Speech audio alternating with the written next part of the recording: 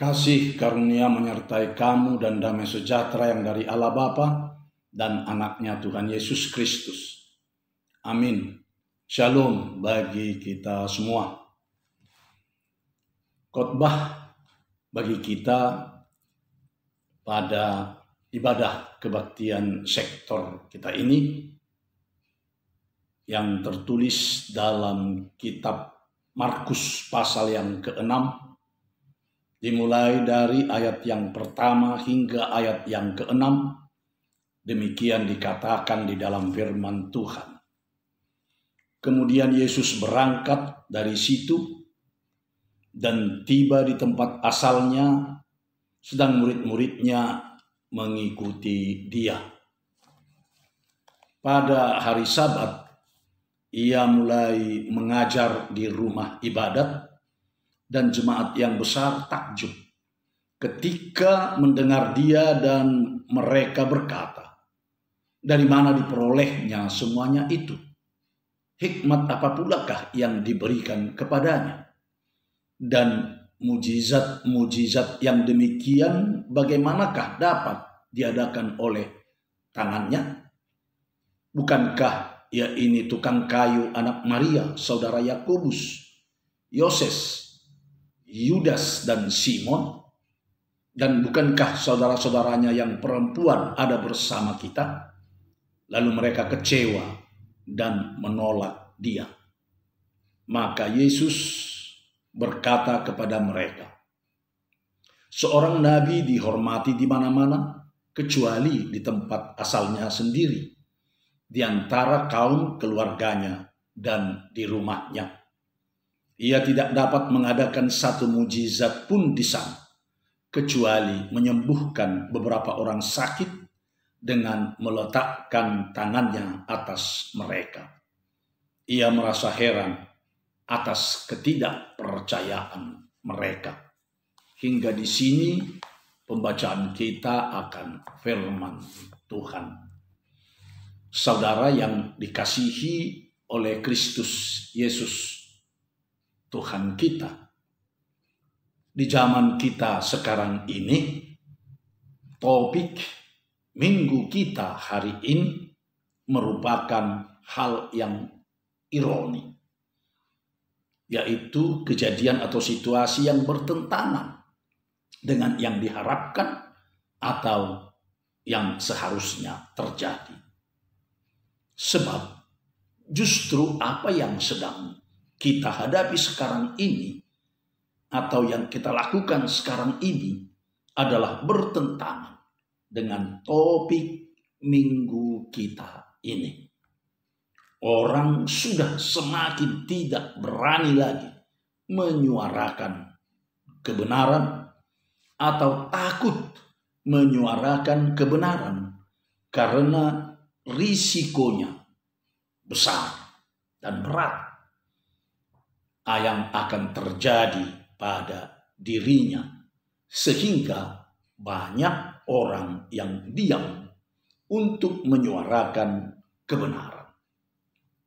Namun saudara yang terkasih dan yang dikasihi oleh Kristus Yesus Tuhan kita, justru topik minggu kita hari ini menuntut kita sebagai orang percaya agar tetaplah menyuarakan kebenaran. Dalam menyuarakan kebenaran ini, kita memang kadang-kadang ditolak, dibenci atau tidak diterima. Oleh sebab itu, ketika kita tetap menyuarakan kebenaran, yang pertama kita harus rela ditolak. Saudaraku yang terkasih dan yang dikasihi oleh Kristus Yesus Tuhan kita, orang yang tetap menyuarakan kebenaran sering ditolak atau tidak diterima, bahkan boleh saja dibenci.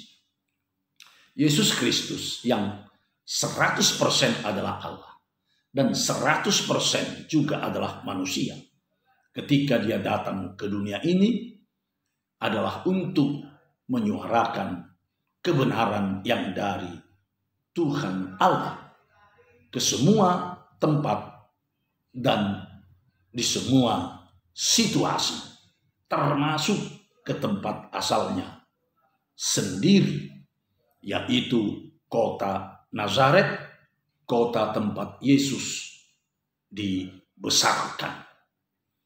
Pada ayat 1 nats khotbah kita ini dikatakan, kemudian Yesus berangkat dari situ dan tiba di tempat asalnya, sedang murid-muridnya mengikut dia.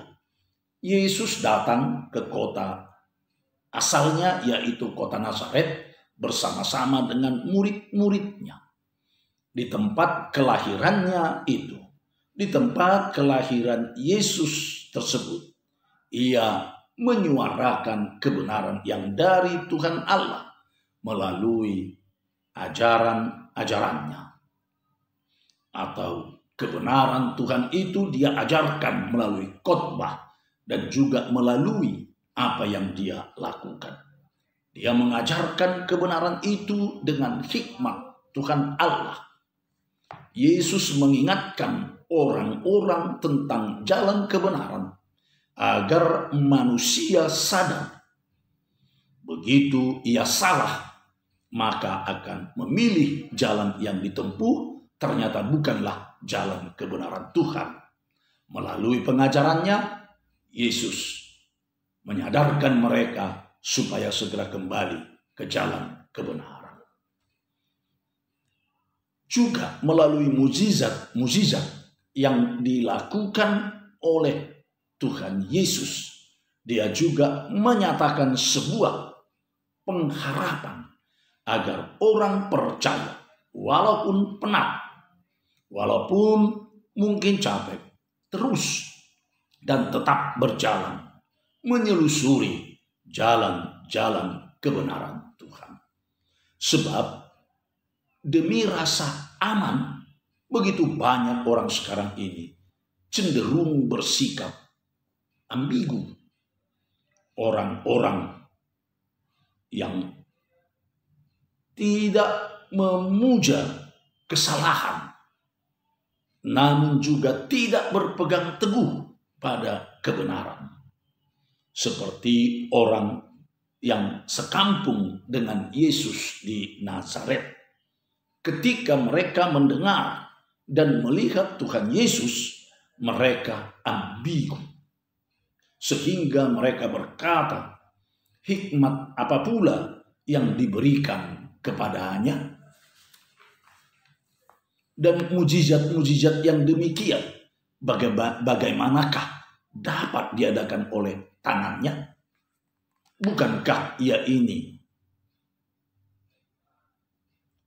seorang anak tukang kayu, anak Maria, saudara Yakobus, Yoses, Yudas, dan Simon? Dan bukankah saudara-saudaranya perempuan ada bersama kita?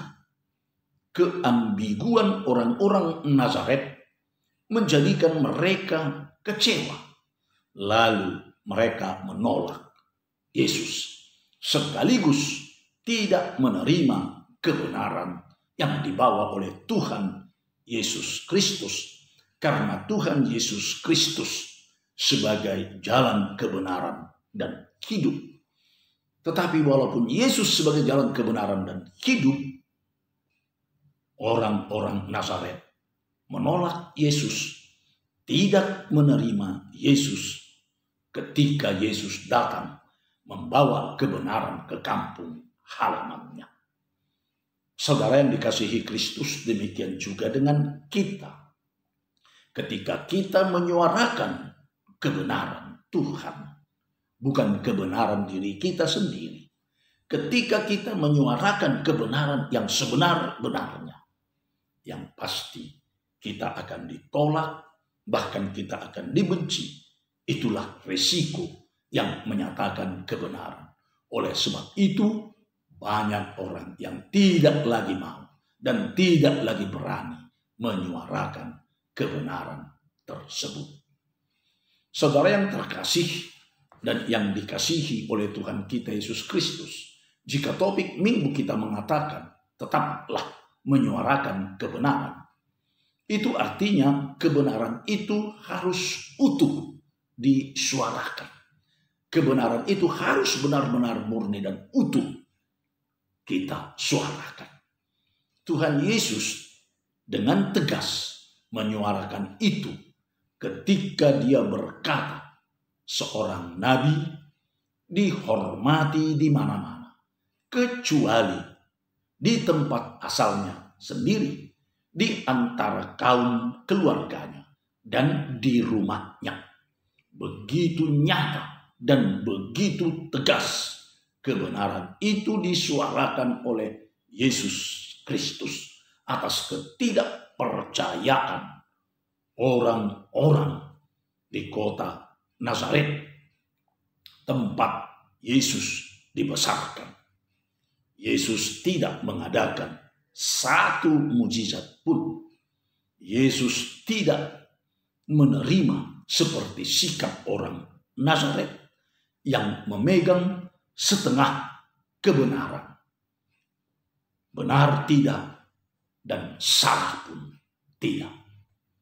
Saudara yang dikasihi oleh Tuhan kita Yesus Kristus, otak manusia modern dewasa ini dijejali bukan terutama dengan disinformasi atau informasi yang salah, melainkan oleh misinformasi atau informasi yang setengah benar, oleh kebenaran yang telah dibengkokkan, yang telah ditukani, atau tidak disajikan kebenaran itu seutuhnya. Ada bagian-bagian yang ditutup-tutupi. Saudara yang dikasihi Kristus, iklan-iklan dan setiap propaganda atau termasuk juga propaganda agama, juga media sosial seperti yang kita hadapi sekarang ini, pada hakikatnya berisi kebenaran jenis itu, menonjolkan aspek-aspek yang menarik saja, sekaligus menyembunyikan sisi-sisinya yang berbahaya, ataupun menyembunyikan sisi-sisi kebaikan seseorang. Anggota parlemen kita juga ikut memberi contoh yang menarik tentang sikap ambigu dan setengah-setengah tentang kebenaran dan cari aman. Ketika menghadapi pilihan yang dilematis, mereka mengambil sikap menerima tidak, tetapi menolak pun tidak. Lalu apa?